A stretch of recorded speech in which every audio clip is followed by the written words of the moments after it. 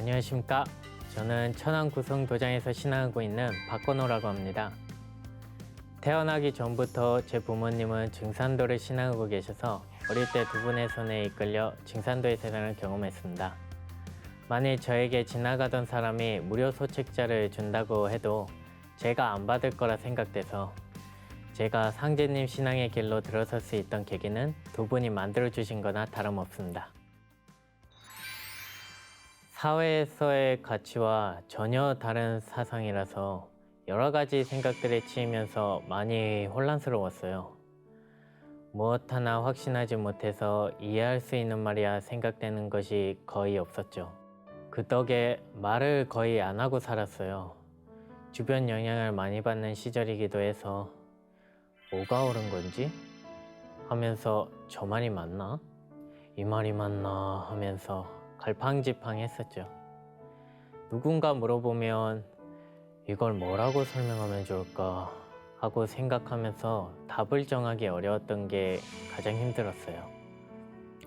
그러다 보니 그 시절 가장 큰 문제는 어디에도 몰입하지 못한다는 고독함이 있었다는 거였죠. 사람들은 살아가는 것에 대한 목적을 부모에게 찾기도 하고 사회에서 찾기도 하죠. 하지만 저는 그 답을 찾기 위해 혼란 속에서 나를 위하는 길을 찾는 게 가장 좋다고 생각했어요. 저희 집은 신앙에 열렬하신 아버지의 주도로 솔직히 갑갑할 일이 많았습니다. 피곤하다고 느끼는 일도 많았고 그 때문에 일이 힘들어도 되는 건가 생각도 하고요. 그래서 길을 못 펴고 살면서 사회에서도 약골이라는 소리도 들었어요. 정말 저 자신이 바뀌고 싶어서 용기가 될 것 같은 명언이나 식구도 찾아보기도 했고요. 하지만 말을 위안으로 삼는 것에 만족해버려서 쉽게 바뀌진 않았습니다. 그래서 계속 생각했어요. 거기서 나온 결론이 결국 이 세상에서 나란 존재가 어떤 역할이 되어 나아가는지 확신이 없다고 제 자신이 느꼈습니다. 좀 더 제가 좋아하는 걸 깨닫고 솔직해지지 않으면 안 된다고 느꼈어요. 좋아하는 건 확실했죠.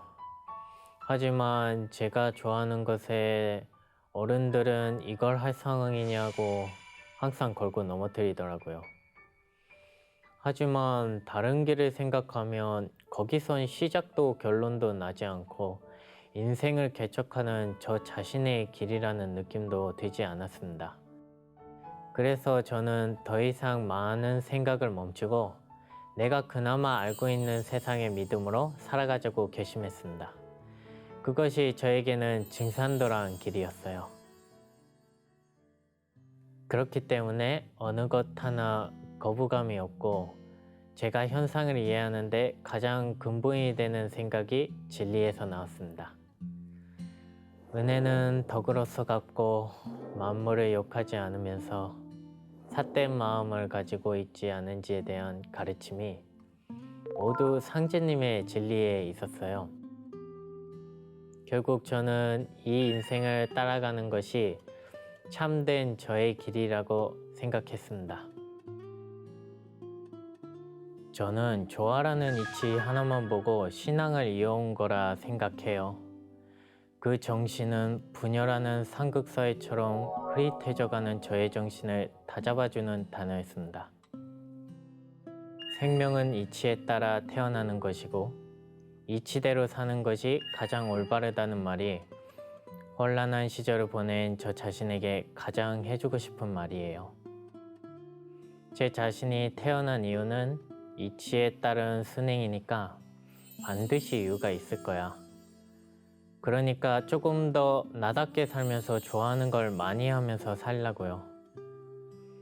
솔직히 어릴 때 신앙은 연약한 사람들이 기댈 곳이 필요해서 하는 것이라 생각을 하기도 했지만 살아가다 보면 마냥 그렇다고 할 수도 없더라고요. 사람은 세상 이치와 신비를 규정해 인간이 어떻게 살아가야 하고 이를 우리 내면에서 찾는 방법을 기존 종교에서도 추구했다고 봅니다.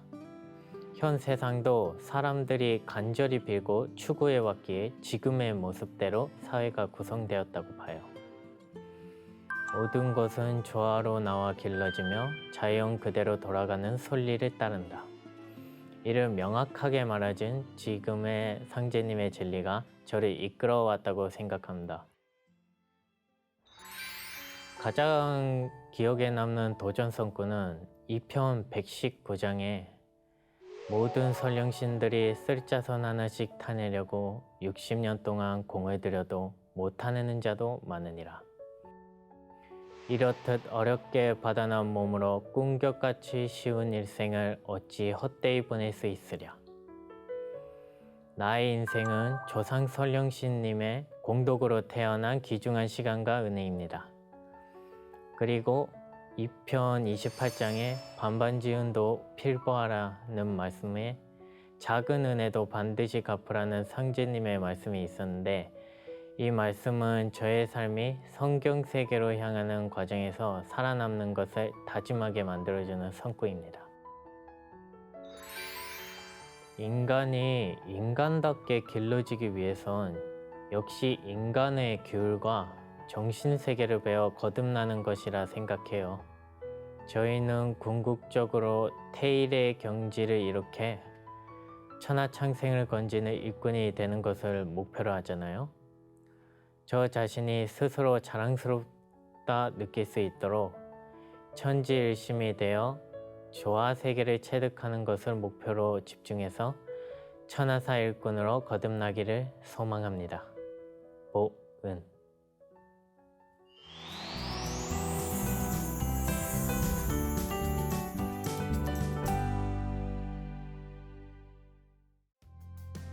안녕하세요. 저는 본부 포교원에서 봉직하는 교무 도군자 유두현 태열랑입니다.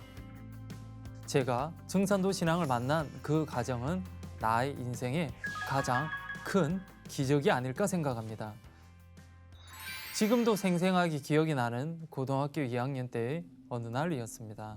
그날 밤 꿈을 꾸었는데요. 할머니 한 분이 오셔서 저에게 이야기를 했습니다. 지금 생각해보면 저희 조상님 한 분이 아니셨을까라고 생각을 합니다. 지금 정확하게 기억은 나지 않지만 그날의 느낌은 아직 생생히 살아있습니다. 두현아, 앞으로 전쟁이 일어난단다. 빨리 피난을 해야 된다. 조상님 할머니 이야기였습니다. 그때 그 꿈을 꾸고 나서 다음 날도 내용이 너무도 생생해서 반 친구들에게 이야기를 했습니다. 야야, 앞으로 우리나라에 전쟁이 일어난대. 넌 어떻게 생각하냐? 사실 친구들은 지금 우리나라 전쟁에 별 관심이 없었고, 저도 사실 그때 우리나라에 전쟁이 일어나는 남북한 전쟁 이런 것에는 전혀 관심이 없었습니다. 고등학교를 마치고 20살 대학 생활을 시작했는데요. 대구 동성로 길을 걷고 있었는데요. 대순진리하는 두 사람을 만나게 되었습니다. 그때 조상님에 대한 이야기를 듣고 마땅히 자손된 도리로 조상님을 위해서 제사를 지내 드려야겠다라고 생각을 했습니다. 대순 해관에 간 첫날 조상님께 제사를 지내고 그때 해준 이야기를 들었는데요. 그 이야기는 상제님 강세 소식이었습니다. 그날 상제님 강세 소식을 듣고 정말 충격을 받았습니다. 아니, 하느님이 인류를 구원하시기 위해 우리나라 땅에 왔다 가셨다니 그 얼마나 놀라운 일인가 하고 말이죠. 아침에 일어나도 피곤하지가 않고 뭔가 엄청난 기운에 휩싸인 듯한 기분이 들었습니다. 그러나 약 21일 동안 대순진리회를 왔다 갔다 하면서 여기는 진짜가 아니라는 것을 알게 되었습니다. 그래서 망설이지 않고 바로 대순진리회를 나왔는데요. 제가 20년 동안 모아두었던 모든 돈을 전부 다 탕진한 것에 많이 심란하고 괴로워했습니다. 그러다가 우연히 인터넷 사이트에 있는 카페를 알게 되었습니다. 평소에 예언에 관심을 많이 가졌기 때문에 바로 접속을 해서 그곳에 있는 모든 카페 글을 7일 동안 모두 다 읽었던 것으로 기억을 합니다. 그래서 그거를 읽고 당장 도장에 가야 되겠다, 개벽기에 살아야 되겠다라는 생각밖에 들지 않았습니다. 그래서 진주 지역에 있는 도장 주소가 적혀 있는 글을 보고 저희 집에서 도보로 3분 거리에 있는 예전에 진주 상대 도장에 직접 전화를 걸었습니다. 그때 대학생 책임자를 하시던 김선자 도생님이 전화를 받았는데요. 저는 그때 이렇게 말했습니다. 저는 개벽기에 살고 싶어서 그러는데 지금 당장 도장에 갈 수 있습니까? 라고 말했던 기억이 납니다. 그리고 바로 그날 도장을 방문하였습니다. 그때 이것이 개벽이다 라는 책을 소개해 주었고 책을 구입하고 집에 가서 정독을 했습니다. 증산도 도전에 시속에 하복이라 이르나니 이는 복보다 하가 먼저 이름을 말함이로다 라는 말씀이 있습니다. 제가 입도를 하는 그 가정은 정말 말 그대로 하복의 가정이었습니다. 학교 생활은 엉망이었고 대순진례를 만나서 사기당해 부모님께 큰 걱정을 안겨드렸습니다. 부모님은 대순진례와 증산도가 비슷한 종교라고 여겨서 제가 증산도 도장에 나가는 것을 심하게 반대하셨습니다. 그러나 부모님 반대에도 불구하고 저는 도장에 다니며 진리 공부를 하게 되었는데요. 2주 후에 제게 입도를 하라고 했습니다. 저는 그때 당장 돈이 한 푼도 없는 상황이어서 나름 입도 성금을 마련하기 위해 아르바이트를 시작하였는데요. 그때 시급이 1,800원이었을 때라고 기억을 합니다. 제가 생각할 때 한 달 정도 아르바이트를 하고 입도하면 되겠구나라고 생각을 하였습니다. 그런데 입도식을 7월 30일쯤에 하자고 하는데 아르바이트를 한 지 얼마 안 되어서 아직 월급을 못 받았을 때의 일입니다.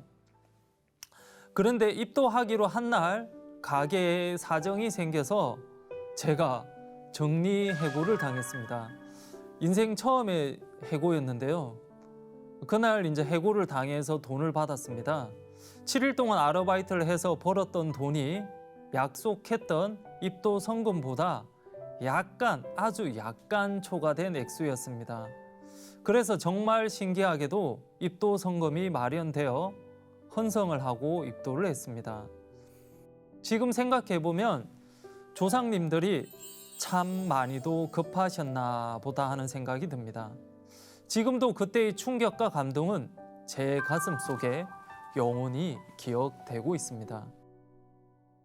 입도 후 근 1년 동안은 제가 상제님 진리를 만났다는 그 사실 하나만으로도 너무나도 기뻤고 조상님의 엄덕에 감사한 마음이 들었습니다.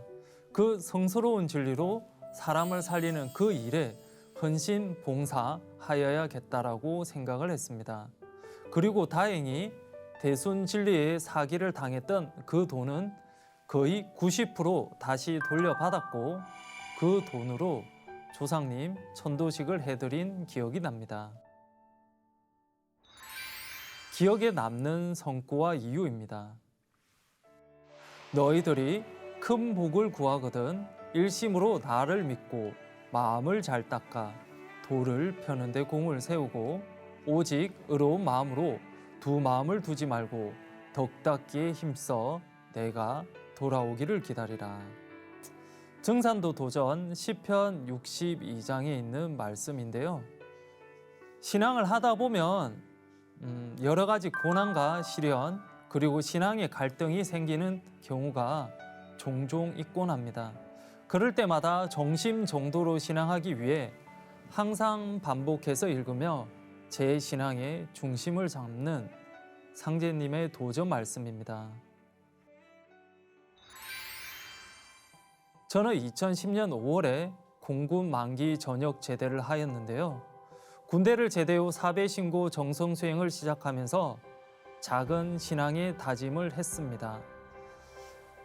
이제 제대도 했으니까 매일 도장에 나가 반드시 사배 신고를 하자였습니다. 눈이 오나 비가 오나 설날이나 추석이나 무슨 일이 반드시 있어도 도장에 나가서 최소 4배 신고를 했습니다. 시간이 되면 수행도 하고 봉사도 많이 했습니다. 타 지역에 일이 있어 가더라도 그 지역에 있는 도장에 찾아가 4배 신고를 반드시 하곤 하였습니다. 그래서 1년 365일 도장에 매일 나가던 중 365일 정성수행을 하던 마지막 날이었습니다. 그날도 어김없이 도장문을 열고 도장에 들어갔을 때였는데요. 그때 문을 열고 들어가는 그때 수십 명의 신명들이 나에게 달려와서 저와 하나가 되는, 합체가 되는 체험을 하였습니다. 그때 태상 종도사님의 도움 말씀이 생각났습니다. 신명 정부가 사람 정부의 합일이 되어 버리기 때문이다. 그래서 신명도 좋은 사람을 만나야 성공을 하고 사람도 좋은 신명을 만나야 성공을 한다. 증산도의 진리 중에 상제님께서 인류를 구원하시기 위해 물 셀 틈 없이 짜 놓으신 천지공사가 있습니다. 천지공사를 통해 세판 세트를 짜 놓으셨고 지금 천지에서는 그 일을 할 일꾼을 찾고 있다는 말씀처럼, 즉 신인 합일의 진리가 몸으로 체험되는, 크게 깨지는 계기가 되었습니다.